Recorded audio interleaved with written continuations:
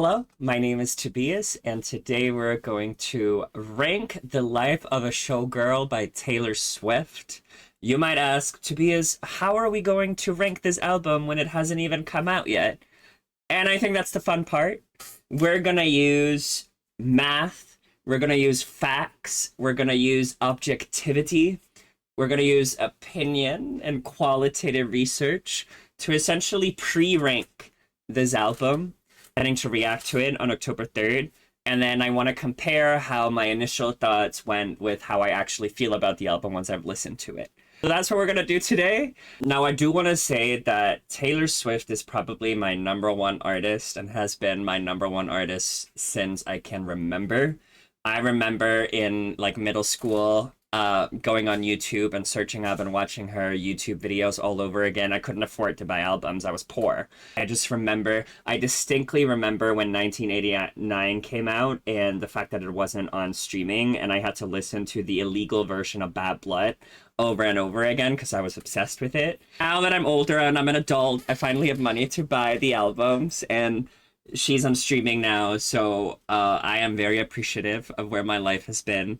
I'm very appreciative that Taylor does what she has said she is doing, which is work and make music.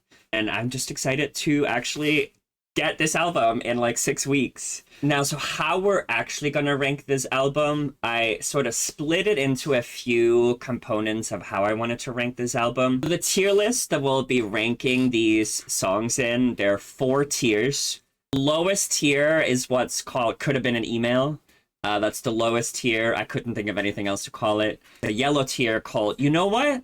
Yes. Like I could dig to this song. Is it my favorite? No, but I can understand where it's coming from. There's iconic songs that I know will be like, these songs are things that when you think about Taylor Swift, these are the songs that pop up. Like, oh yeah, this is an iconic one, but it's not my personal favorites. I have a hot take, and I would say that the song, fits an iconic. I think it's an iconic song. I think it's funny. I think it's hilarious. It's not my favorite, but you know, I'm a me lover.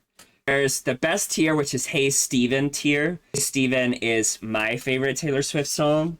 It's nostalgic. It makes me feel good. Like, those are the type of songs that would go in there. I did make a rule to make it a little bit more interesting. I said that there needs to be 3 songs in each of the tiers. Because I could obviously put, if I could, I would put all 12 songs up in Hey Steven tier. But to just make it a little bit more interesting, I decided to do 3, 3, 3, 3. If the math works, it should be 12 songs in total.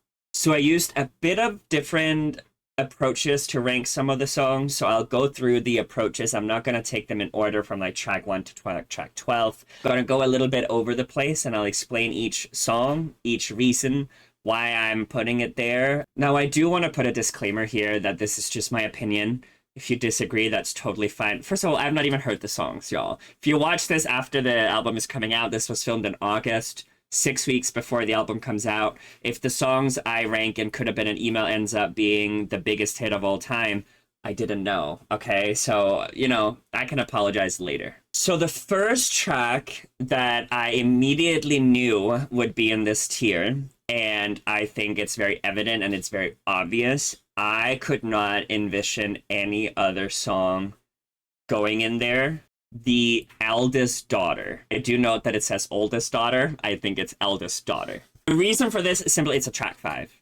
If you're unfamiliar with track 5s, they tend to be, I don't want to say necessarily more personal, but they're definitely more sentimental. Think The Archer, You're on Your Own Kid, So Long London, Dear John, All Too Well. All songs that I love. I absolutely love it. I also remember the Instagram photos that Taylor Nation posted, the 12 posts, and how it was a piano on the 5th. So I'm thinking this is going to be a toned down song. So to me, it's just going to go immediately there. I don't think it's going to be a love song. I think it's maybe going to be a little similar to You're on Your Own Kid, which is a song that I really like. So I just had to immediately put it in the top tier. There is no realm in which this song would not go up there for me personally. Now to the next track that I ranked, I decided to go away from the science and completely randomized it. So I went on random.org, which is a website that you can generate a number between 1 to 12. And I asked it to generate a number, and that number would essentially give me a song that would fall in the tier of could have been an email. Now, the song that it chose was Honey. I don't know how I feel about this, if I have to be honest with you all. I don't like Honey. So I can understand that. I think this song is going to be a love song, right? Sweet like honey. She said honey on the New Heights podcast. It's not a nickname I would use. It's just me justifying why I am like, I didn't even choose to put it there. It was just a randomizer. I can see it. I can see why the randomizer chose randomly to put this song in the last could have been an email tier. The next two songs that I chose to rank, I decided to do a little bit of like statistics and math. I essentially went back towards the last 11 albums and I looked at all of the track ones, all of the track twos, all of the track threes, etc. And I decided to look at which ones pattern-wise, statistically, of track 1 to 12 did I like the least and which one did I like the most. Excluding track 5, because otherwise track 5 would be here. So starting with the least favorite track of mine, and I feel like this is, guys, remember this is my opinion. I'm not saying that these songs sucks. I'm not saying that all of the tracks on that specific track sucks, but that's just my opinion. So my least favorite song based off of this would be track 7, which is actually Romantic. I'm kind of struggling with this one because I think this one will actually be really, really good. Track 7 tracks, I'm gonna read out the tracks that are there. It's Tied Together with a Smile, Breathe, Story of Us, I Almost Do, I Wish You Would, So It Goes, Is Americana, 7, Happiness, Question, and Fresh Out the Slammer. This track list of the track 7s actually have two of my least favorite Taylor songs of all time. And that's Question and So It Goes. Question is my least favorite track off Midnight, and So It Goes is my least favorite track off of Reputation. I know that especially when it comes to So It Goes, it has a huge fandom of itself. I just have never really gotten into it. That was the main factor of why I ended up picking track 7s as like my generally least favorite. I do love Tied Together with a Smile. I do love Happiness, I Wish You Would. Fresh Out the Slammer I didn't like in the beginning. I actually ended up being one of my favorites off of TTPD. So I'm conflicted, okay? Do I think actually Romantic is going to be in the bottom of this album? I don't think so. I think it's going to be a pop classic, but statistics is showing statistics, okay? I can't fight it. I can't choose otherwise. So for now, based off of math and science and statistics, actually Romantic is going into Could Have Been an Email. Now, for my most favorite track line, it was genuinely between track 2s and track 3s. I think that's generally where most of the hits are. I literally could not choose. What I ended up doing was I picked between like track 2 and track 3 from all of the albums, and then whichever got the most ones was the one I ended up choosing. I'm gonna go through like each album and which one I chose. So for debut, it was between Picture to Burn and Teardrops on My Guitar, and I picked Teardrops on My Guitar. Between Fearless, it was 15 or Love Story. I also picked 15. Sorry, I picked Love Story. For Speak Now, it was between Sparks Fly and Back to December, and I picked Back to December. So right now, I have chosen 3 track 3s. To Red, it was between Red and Treacherous, and I picked Red. For 1989, it was Blank Space versus Style, and both are iconic, but I would choose Style. It's probably one of my favorite Taylor Swift songs of all time. Reputation, it was Endgame versus I Did Something Bad, and I chose I Did Something Bad. Also one of my favorite songs. Lover, it was Lover versus Cruel Summer, and I picked Cruel Summer, which was the track 2. Folklore, it was Cardigan versus The Last Great American Dynasty, and I picked Cardigan. For Evermore, it was Champagne Problems versus Gold Rush, and I picked Champagne Problems. On Midnights, it was Maroon versus Antihero, and I picked Maroon. So at this point, we're literally 5 songs for track 2 and 5 songs for track 3. So it was literally my decision in the Tortured Poets department, which is between track 2, the Tortured, the title track, and track 3, which is My Boy Only Breaks His Favorite Toys.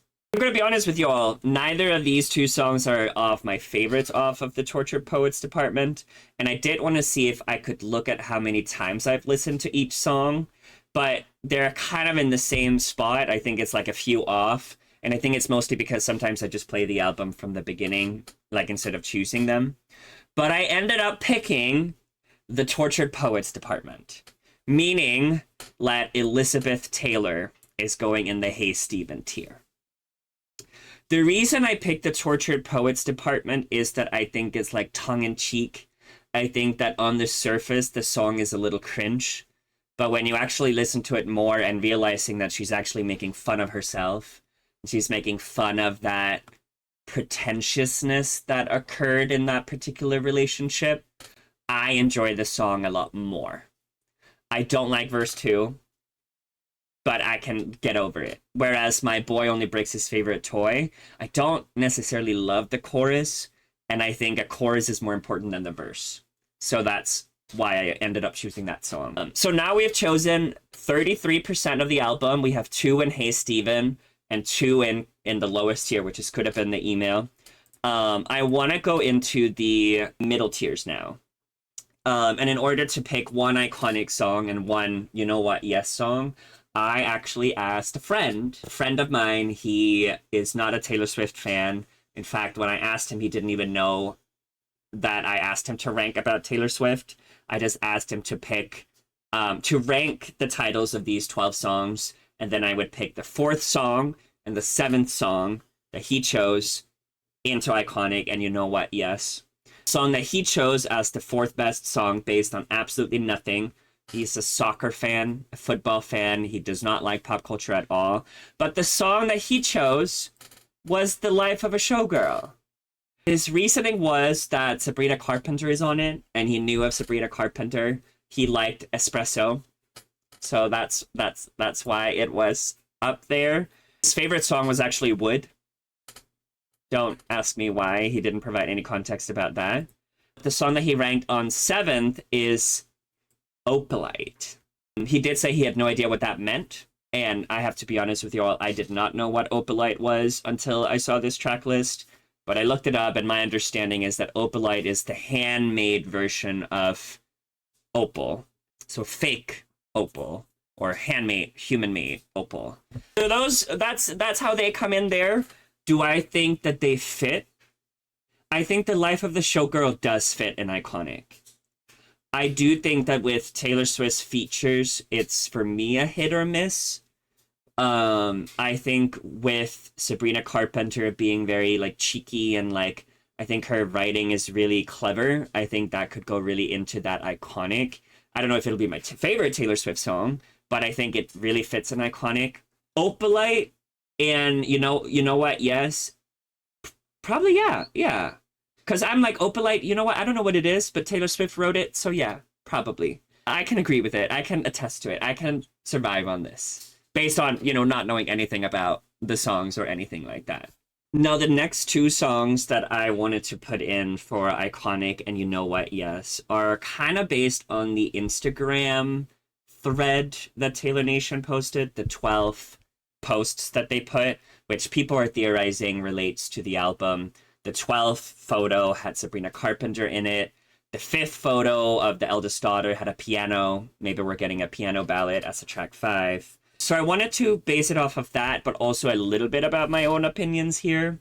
But the song that I wanted to put in as number iconic, or as the tier iconic, is the opener, The Fate of Ophelia. The picture posted on Instagram was the orange suit of the 1989 set from the Eras Tour, which is an iconic set. I think she looks great. But I also think that her opening tracks tend to be iconic. I Forgot That You Existed, Ready for It, State of Grace. Like, there are songs, Welcome to New York, that I think fits that iconicness tier that would go in there. The song that I chose as You Know What is Father Figure. I think there are two reasons from it. This comes from the picture on Instagram was of the man, so the orange suit in the man from the Lover set from the Eras tour. Maybe it's going to follow a same sort of like lyrical pattern content as the man. So it'll be like, you know, she's actually the father figure of the ex person that she's talking about, whether it's other, you know, female artists, whether it's the industry, whether it's in a relationship. I don't know, right? But she's going to be that father figure. And I feel like the man, I would actually rank it in, you know what, yes. Because it's not my favorite song, but when I listen to it, I'm like, you know what, Taylor, yeah. Yeah, you're the man. Like, yeah. Like to me, it fits. It fits that tier. A father figure, from my understanding, and English is not my first language, but a father figure is someone who takes on the role of a father without actually being that role. And I could see Taylor definitely being that. I think she has a lot of business acumen, a lot of business experience.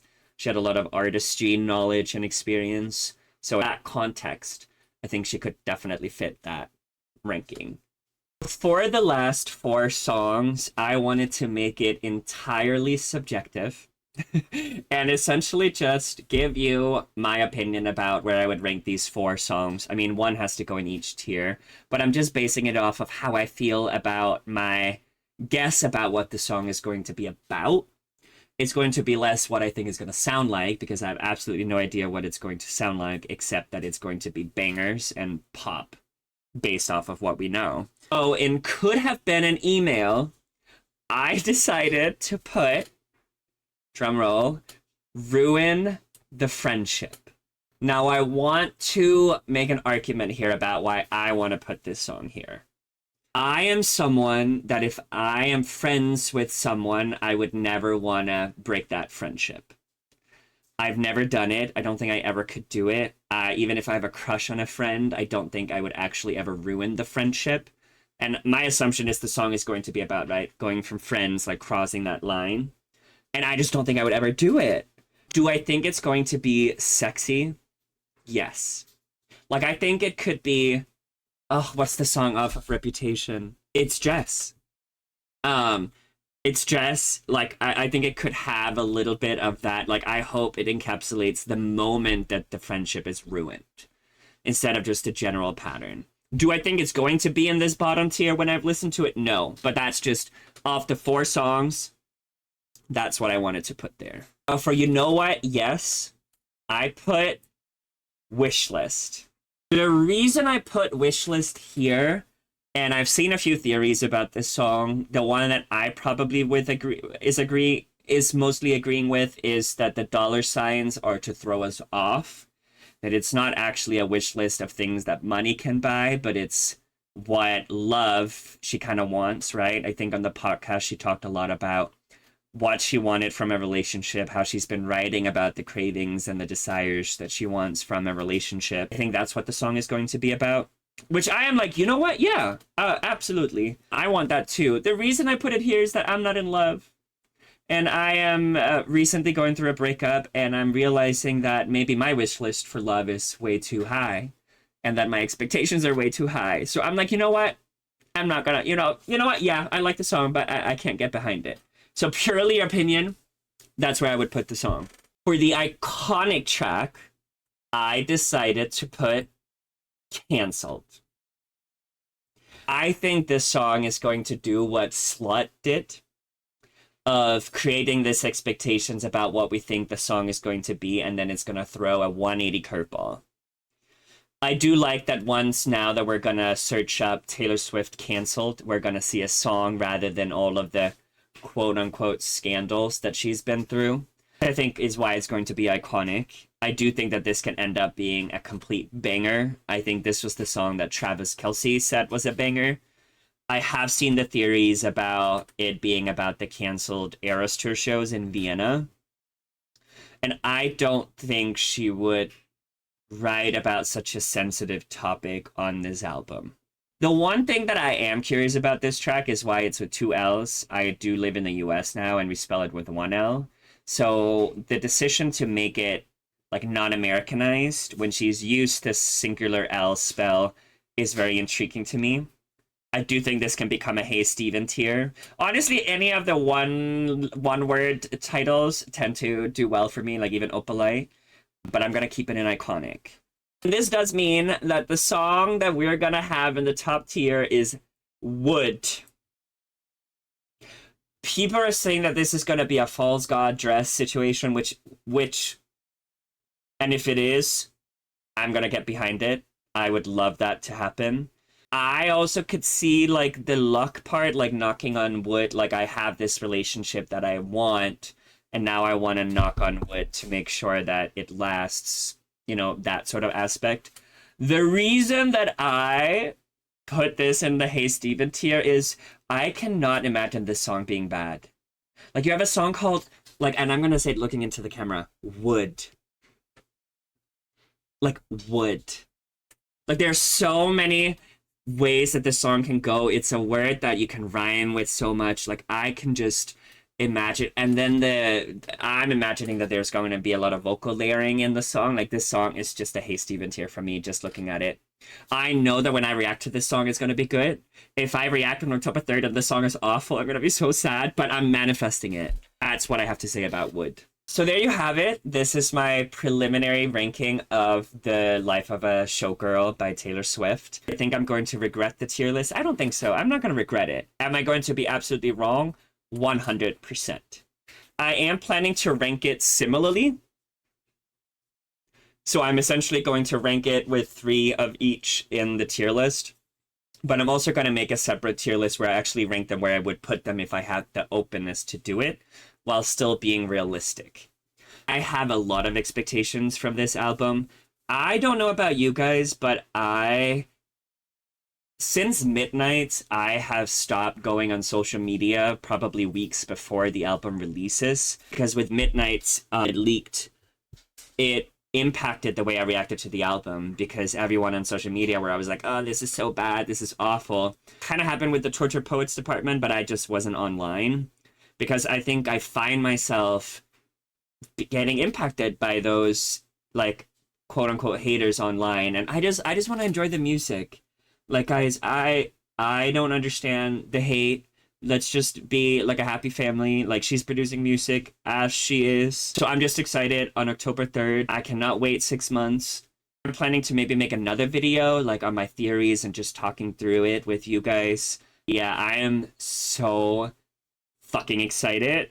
You cannot, like, I literally have been clowning for 2 years, and I literally went through a breakup 2 weeks before the album was announced. So I'm like, I feel like it's going to be a happy album. I don't think there's going to be too much sadness linked to the album, which, you know what, I'll take it. I would do that any day over a sad album right now. I have Folklore, Red, I have other albums, Midnight, that I could listen to get over, Torture Poets Department, that I can listen to if I want to be sad. Thank you so much for watching. Let me know what songs you would put in your tiers. Which song do you think is your favorite? Which song do you think is going to be your least favorite? Are you excited for the album? Did you purchase it? Did you pre-order it? I did. And I'm just excited to get more Taylor Swift music because we don't have enough. And I say that ironically because people say we have enough, but we will never have enough Taylor Swift music. Thank you so much. Thank you so much for watching. I really appreciate it.